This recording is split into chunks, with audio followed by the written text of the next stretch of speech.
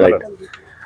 మనం ఇప్పుడు ఇక్కడ నల్ల చెరువు కుకట్పల్లి ఈ ప్రాంతంలో ఉన్నాం. ఇప్పుడు మీ అందరికీ తెలుసు, ఇక్కడ సెప్టెంబర్ 22వ తారీఖు పోయిన సంవత్సరం హైడ్రా ఇక్కడ దాదాపు 16 కమర్షియల్ స్ట్రక్చర్స్ని, అంటే షెడ్స్ని, రకరకాల ఎంక్రోచ్మెంట్స్ని కూడా, ఎఫ్టీఏలో ఉన్న వాటిలన్నింటిని కూడా మొత్తం తీసివేయడం జరిగింది. ఆ తర్వాత ఈ చెరువుని కూడా ప్రభుత్వం, ముఖ్యమంత్రి గారి ఆదేశాల అనుగుణంగా మేము 6 చెరువులు హైడ్రా డెవలప్ చేస్తున్న క్రమంలో ఈ నల్ల చెరువు కుకట్పల్లి దాన్ని కూడా మేము ఒక ముఖ్యమైన దీనిగా డెవలప్ చేయాల్సిన చెరువుగా తీసుకొని విత్ ప్రభుత్వ ఫండ్స్ తోటి ఈ చెరువుని ఇప్పుడు డెవలప్ చేస్తున్నాం. మీరు చూస్తున్నారు దీని పరిస్థితి ఎలా ఉందనేది. దీంట్లో ఇప్పుడు గతంలో ఇక్కడ అంతా మురికి నీరు ఉండేది, అంటే సివేజ్ వాటర్, పైనుంచి వచ్చేటటువంటి డ్రైనేజ్ వాటర్ అంతా దీంట్లోకి వచ్చేది. ఇప్పుడు దీంట్లో డ్రైనేజ్ వాటర్ లేదు, ఇదంతా వర్షపు నీరు.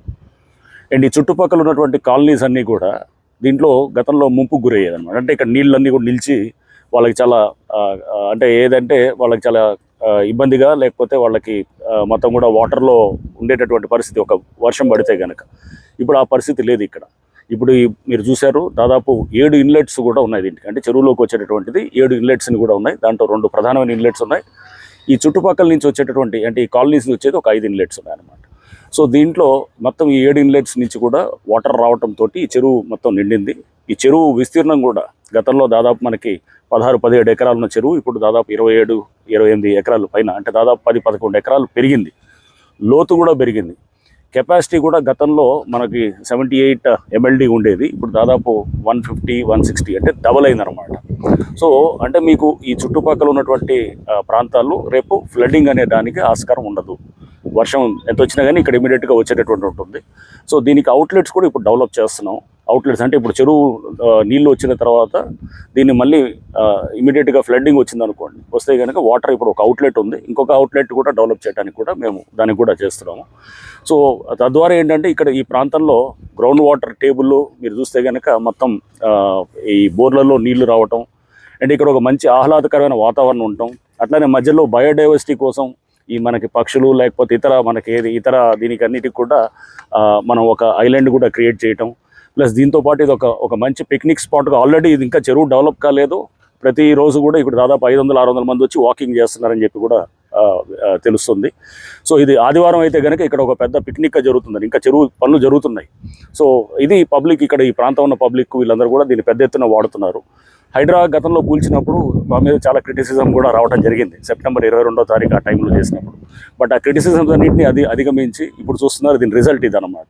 సో అంటే కొన్ని మనం మంచి పనులు చేయాలంటే కొంత కష్టతరమైన, కొంత ఇబ్బందిదాయకమైన కానీ కూడా కొంత మనం చేస్తే కనుక దాని రిజల్ట్ ఈ విధంగా ఉంటుందని చెప్పేసి మీరు ఇక్కడ కళ్ళ ముందు కనబడుతుంది. ఒక బతుకమ్మ కుంట తయారైనా, లేకపోతే ఒక కుకట్పల్లిలో ఉన్నటువంటి నల్ల చెరువు తయారైనా, లేకపోతే ఎక్కడైనా కానీ కూడా చెరువులు కానీ, లేకపోతే పార్కులు కానీ, ఇట్లాంటివన్నీ కూడా రేపు మనం తయారు చేసుకుంటుంటే కనుక రేపు మనకు ఒక మంచి గ్రీన్ సిటీ, ఒక సేఫ్ సిటీ, ఒక నిజంగా ఫ్లడ్డింగ్ని, ఇప్పుడు మీరు చూస్తున్నారు అర్బన్ ఫ్లడ్డింగ్ని కనుక నిజంగా ఆపాలంటే కనుక సిటీస్లో ఇప్పుడు మెట్రోస్ అన్నింటిలో కూడా main solution is lakes develop చేయడం. ఇది మనకు ఎప్పుడో మోక్షగుండ విశ్వేశ్వరయ్య గారు ఎప్పుడో 100 ఏళ్ళ పైనే, అంటే 1908 ఫ్లడ్స్ వచ్చినప్పుడు అప్పుడే చెప్పారు.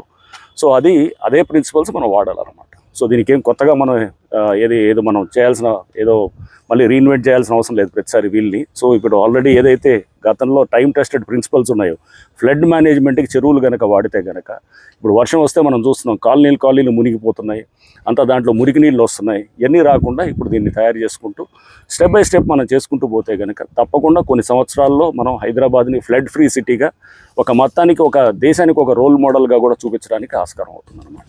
సో దీంట్లో హైడ్రా అనే దాంట్లో మాకు ఇప్పుడు సహకరించినటువంటి వాటర్ బోర్డు వాళ్ళు ఉన్నారు, ఇక్కడ లోకల్గా ఉన్నటువంటి ఎలక్ట్రిసిటీ అధికారులు ఉన్నారు, ఇతర అధికారులు అందరూ, స్థానికంగా ఉన్నటువంటి రాజకీయ నాయకులు ఇంక్లూడింగ్ స్థానిక ఎమ్మెల్యే గారు, అన్ని పార్టీల వాళ్ళు, అండ్ వీళ్ళందరినీ కూడా మేము అందరినీ కన్సల్ట్ అయ్యి దీంట్లో రాజకీయాలకు అతీతంగా కూడా ఈ చెరువుని డెవలప్ చేసాం.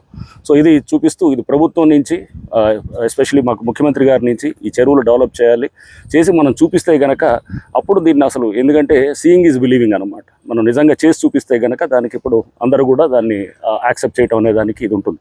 ఆ టైంలో ఇక్కడ ఒక లేడీ కూడా ఎవరో సూసైడ్ చేసుకుంటే అది కూడా మాకు ఆపాదించి ఇవన్నీ పడ్డాం. ఇవన్నీ పడే మనం అయినా కానీ కూడా తీసుకుంటూ మనం ఇవన్నిటిని కూడా ఎదుర్కొంటూ ఇప్పుడు దీన్ని ఒక అద్భుతమైన ఫెసిలిటీని డెవలప్ చేస్తున్నాం.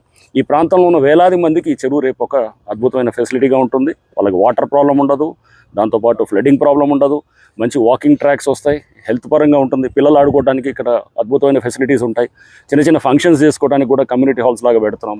పెట్టి దీన్ని ప్లస్ ఈ మురికి నీళ్ళు రాకుండా, వాసన రాకుండా కూడా దీనికి తయారు చేసేటువంటి అన్ని విధాలుగా ఒక మల్టీపర్పస్గా దీన్ని తయారు చేస్తున్న దీన్ని అందరూ కూడా ఇక్కడ ప్రజలు కూడా పెద్ద ఎత్తున కూడా దాన్ని హర్షిస్తున్నారు. అండ్ డెఫినెట్గా ఇంకా మేము ఈ 6 చెరువులు చేస్తున్నాం. ఇప్పుడు ఇంకా ముందు ఇంకా దాదాపు ఒక 10-13 చెరువులు కూడా పైప్ లైన్లో ఉన్నాయి. అవి కూడా తయారు చేసి సిటీని ఫ్లడ్ నుంచి విముక్తి చేయడానికి త్వరలో మేమందరం కూడా ప్రభుత్వ సహకారాలతోటి ఇతర సంస్థలన్నిటితోటి కూడా మేము కలిసి పనిచేస్తూ డెఫినెట్గా వీళ్ళు సీ దట్ ఫ్లడ్ మేనేజ్మెంట్ని అడ్రస్ చేయడానికి చేస్తాం.